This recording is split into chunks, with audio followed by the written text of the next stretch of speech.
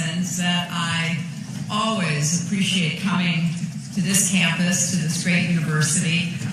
And I am so pleased to have a chance to talk with you today about an issue that, as President DeGioia said, is one that has really provided the impetus for a lot of the work that is being done here at the university, particularly in the Institute that has been the first of its kind anywhere in the world studying women and security and the contributions that can be made.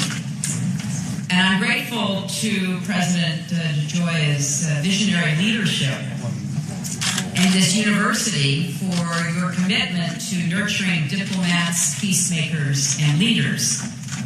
I am one of those who thinks we need more peacemakers, diplomats, and leaders who are devoted to ongoing and difficult work of bridging divides, of bringing people together, of trying to find common ground. Now, some of you may have been here back in 2011 when we announced the creation of this institute. It came about for an ultimately profoundly simple reason. About a decade earlier, there had been a landmark resolution passed in the UN Security Council affirming women's crucial roles in peace and security. But the promise of that resolution has, with very few exceptions, remained largely unfulfilled. This is something that I talk often about with my close friend and predecessor, who leads Blue and Gray, because we thought back in the 90s that we needed to do more to elevate the rights and opportunities of women and girls on every level. Obviously, education, health, and economic opportunity, but also to unleash the potential for involvement in ending conflicts, in creating more secure environments for all people to live in and thrive. So on that day, back in 2011, we came here to Georgetown to declare that the issue of women's full participation in peace and security could no longer be relegated to the margins of international affairs.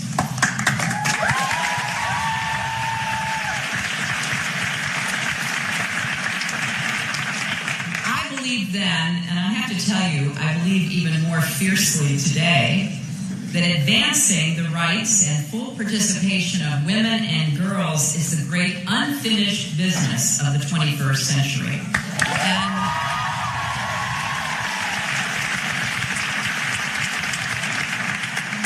And it seems self-evident. It's not only the right and moral goal for us to be pursuing. After all, women represent half of humanity, and we do have a fundamental right to participate in the decisions that shape our lives.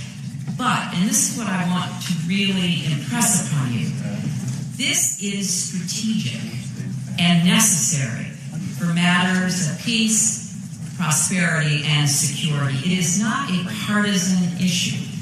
It's a human issue. A rising tide of women's rights lifts entire nations. So each year, when I've had the chance to come back for these awards, I am inspired, although increasingly not surprised, to see how far this institute has come.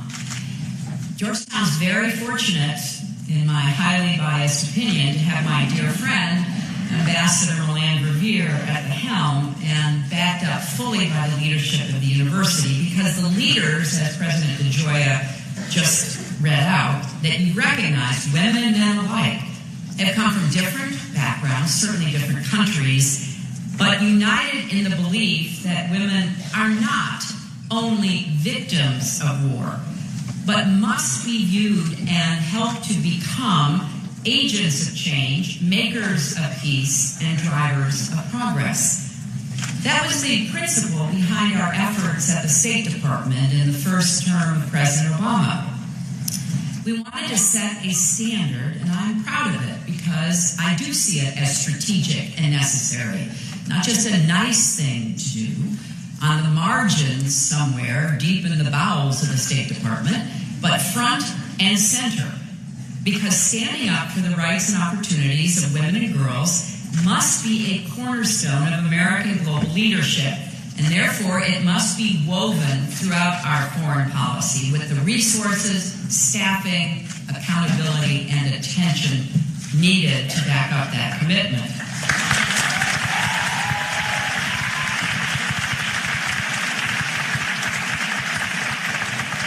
And what I was very pleased by and excited to know is how the U.S. military also recognizes the role of women in peace and security. Over the years, I've had the privilege of working alongside and standing beside some of our military leaders right on this stage. Admiral Sandy Winnefeld, former Vice Chair of the Joint Chiefs of Staff, Michelle Flournoy, former Undersecretary for Defense for Policy, helped to put new emphasis on stopping rape and gender-based violence in conflict zones and post-conflict areas and empowering women to help make and keep peace. This is especially important now when we have across the globe more than 60 million refugees fleeing not only conflicts, but famine and drought and disease. And we have to come to terms with that because, again, it's not just somebody else's problem. It will affect the stability of nations and regions, which in turn could very well bring problems, whether it be conflict and terrorism or disease and criminal activity to our shores. So global progress depends on the progress of women, and I know we've seen positive results of that theme being actually implemented ever since the UN Women's Conference in Beijing in 1995. But I'm here also to say we are seeing signals of a shift that should alarm us all. This administration's proposed cuts to international health, development, and diplomacy would be a blow to women and children and a grave mistake for our country. Some of you may have seen the recent letter from more than 120 retired generals and admirals to Congress and the administration, urging the Congress and the White House not to retreat from these programs which represent our values. These distinguished men and women who served in uniform recognize that turning our back on diplomacy won't make our country safer. It will undermine our security and our standing in the world. Defense Secretary Mattis said it well when he said if you cut funds to the State Department, that means he has to buy more ammunition. So the work that is done here at this institute, here at Georgetown, making the evidence-based case for the role of women and peace and security is incredibly important. It's always mattered, but today it's even more critical. As this institute has grown, so too has the body of evidence showing that when women participate in peacemaking and peacekeeping, we are all safer and more secure. Studies show, here I go again, talking about research, evidence, and facts.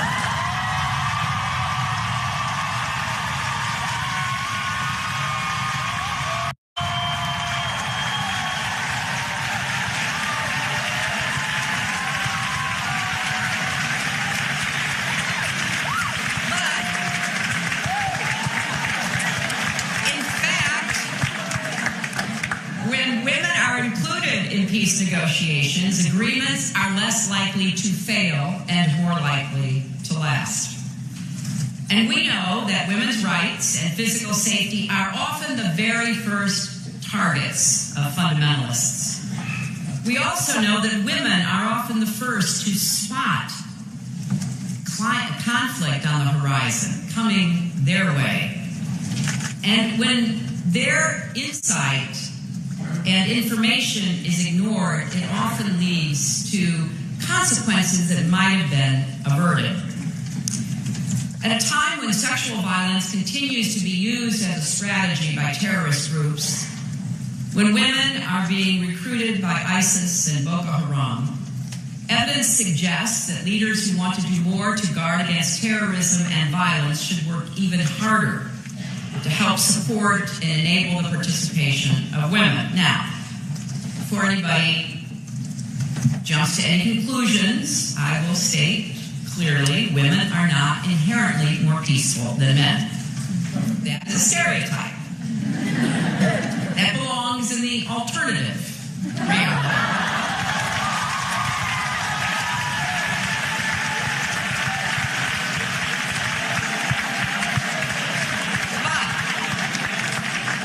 History does show that when women are at the peace table, they bring together coalitions and they work really hard to build consensus. And they are the ones most likely to shine a bright light on issues of human rights, transitional justice, national reconciliation, and economic renewal. I've seen this. Over the years, I worked with the women of Northern Ireland and watched as they reached across sectarian divides to forge a lasting peace. And when that process started back in the 90s, who would have ever predicted that Martin McGuinness, who just passed away, would ever shake hands with Queen Elizabeth? We've seen the women of Liberia force an end to a bloody civil war. If you've never seen the movie Pray the Devil Back to Hell, I highly recommend it because it shows in very personal ways the points that I am making from this podium today. The women of Liberia went to where the men had been talking about ending the conflict for weeks and weeks, a hotel in Ghana, and they surrounded it and they would not leave. They wouldn't let those who had met to negotiate the peace out of a window or a door until they came to agreement. And then, of course, they ended up electing Ellen Johnson Sirleaf as the first woman president on the continent of Africa.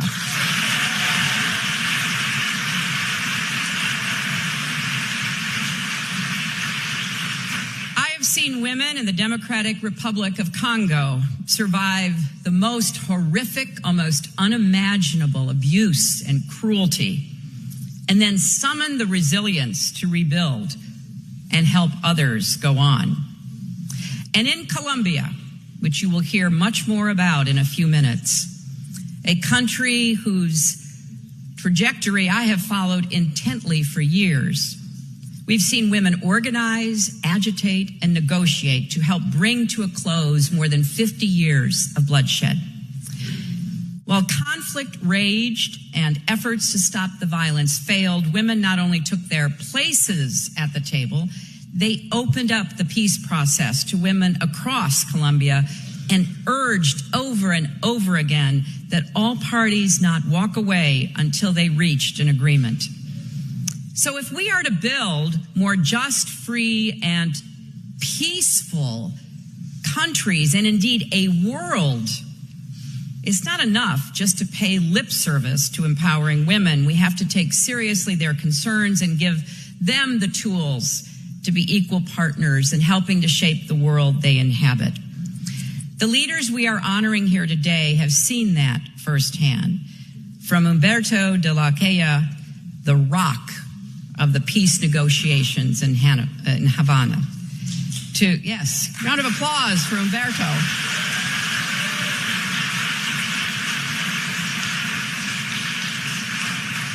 Maria Paulina Riveros, one of two women appointed to represent the Colombian government in the talks.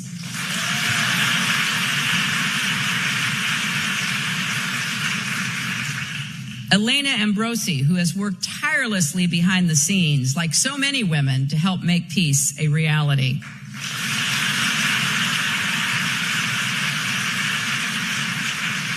And to Jenith Bedoya Lima, a journalist who continued her pursuit of the truth and her advocacy for victims of sexual violence in the face of her own horrors.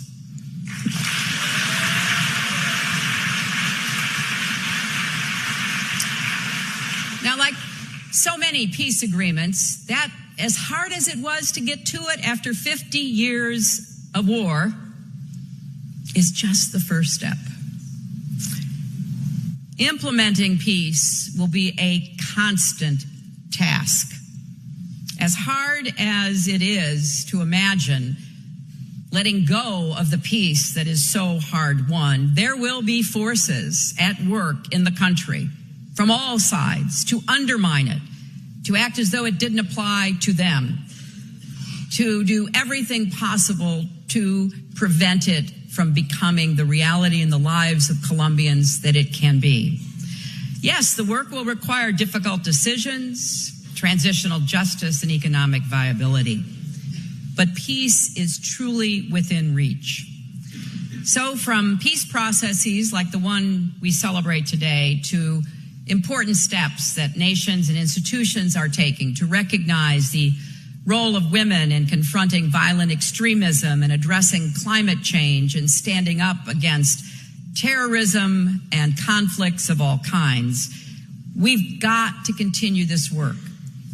And I am pleading that our government will continue its leadership role on behalf of peace in the world, because the world must continue this work with or without U.S. involvement.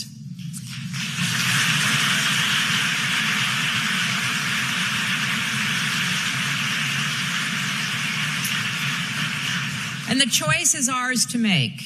In this complicated, interconnected, interdependent world of ours, it's not as though you can pick one or two, three things that you say, well, that's all I'm going to work on. Events move too quickly.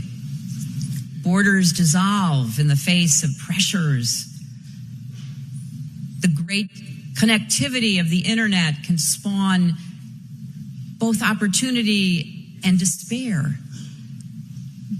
So we have to ask, will we be left behind, or will we continue to lead the way?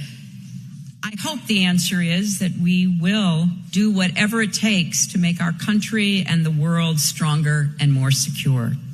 Standing up for our values, for human rights and opportunities, security for all, and continuing to finish the business of making sure that girls and women have the same rights as men and boys. And by extending and guaranteeing those rights, unleashing human potential, the likes of which the world has never seen. That is what I hope your generation, students of Georgetown, will be committed to actually making a reality. Thank you all very much.